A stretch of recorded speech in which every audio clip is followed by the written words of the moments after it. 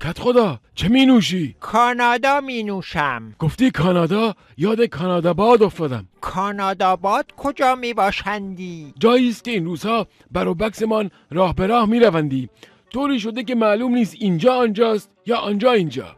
غلط می کنند همی می روند. از فردا رفتن به کانادا باد ممنوع می باشندی. جلویشان را بگیرید.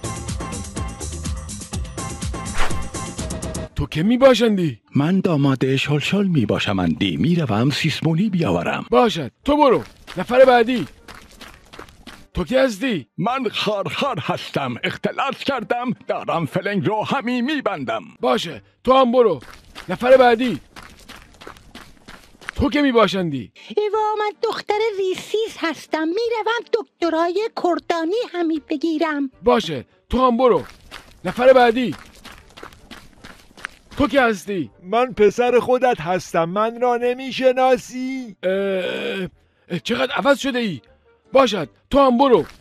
نفر بعدی.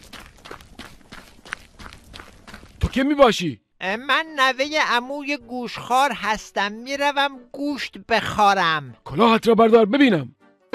کت خدا تو هم که کانادا بادی شدی. هیس قال قال هوا پس است. تو هم جلو پلاست را جمع کن تا اهالی دخلمان را نیاوردندی.